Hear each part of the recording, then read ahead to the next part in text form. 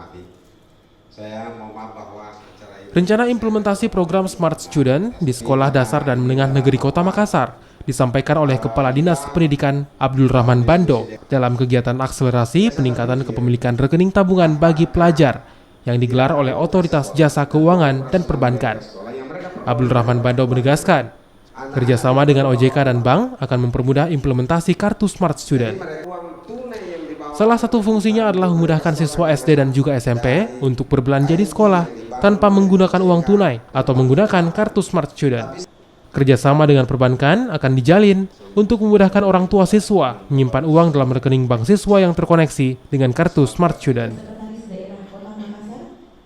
Karena mereka inilah yang pemegang kekuasaan dalam hal regulasi akses keuangan. Kalau kita tidak bermitra dengan bank, bagaimana bisa akses keuangannya bisa dijalankan dengan baik?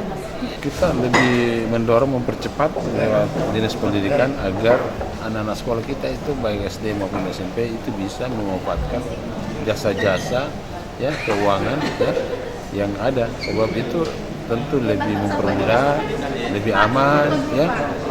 Apalagi kalau dikaitkan dengan smart card-nya pemerintah kota ya.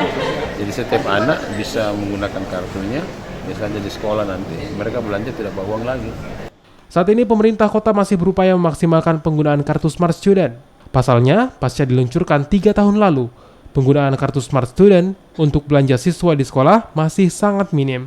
Kendala utama adalah koneksi dengan bank dan pihak sekolah. Dalam kegiatan akselerasi peningkatan kepemilikan rekening tabungan bagi pelajar, juga dirangkaikan dengan kerjasama antara Dinas Pendidikan dan pihak perbankan, serta OJK, dengan menggait OJK dalam pengawasan dan pihak perbankan dalam pembuatan rekening tabungan siswa.